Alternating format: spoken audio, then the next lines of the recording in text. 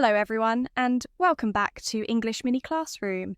This session is particularly designed for those of you at the B1 level of English learning. If you're aiming to enhance your listening and comprehension skills, you're in the right place.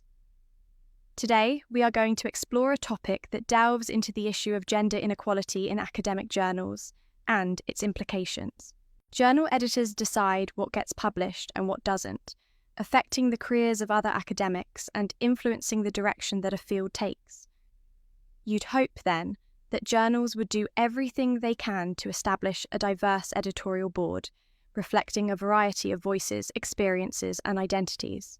Unfortunately, a new study in Nature Neuroscience makes for disheartening reading.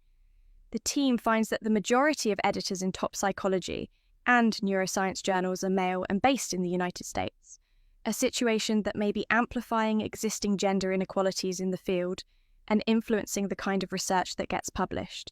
Men were found to account for 60% of the editors of psychology journals. There were significantly more male than female editors at each level of seniority, and men made up the majority of editors in over 3/4 of the journals.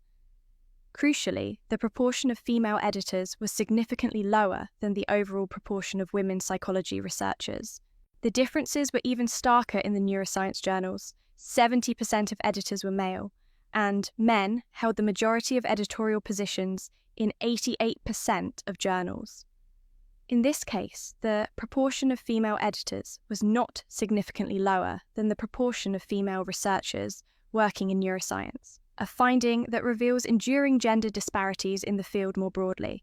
Based on their results, the team concludes that the ideas, values, and decision-making biases of men are overrepresented in the editorial positions of the most recognized academic journals in psychology and neuroscience.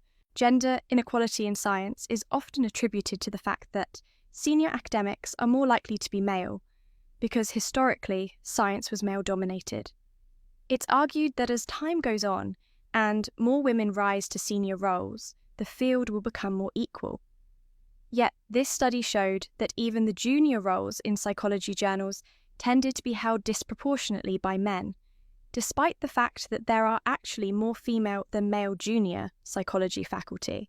This implies that a lack of female academics is not the problem. Instead, there are structural reasons that women are disadvantaged in science. Women receive lower salaries and face greater childcare demands, for instance, which can result in fewer publications and grants, the kinds of things that journals look for when deciding who to appoint.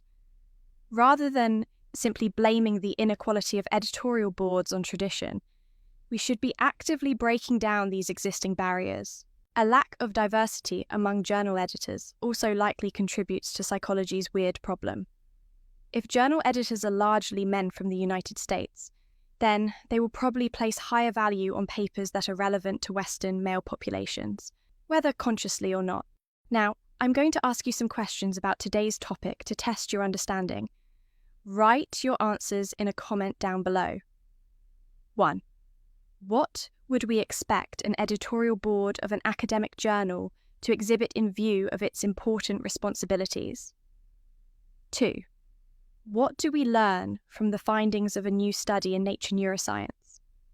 3. What fact does the author highlight concerning the gender differences in editors of psychology journals? 4. What can we infer from the conclusion drawn by the team of the new study on the basis of their findings? 5. What does the author suggest we do instead of simply blaming the inequality of editorial boards on tradition? Please leave your comments and share your thoughts. I'll see you next time.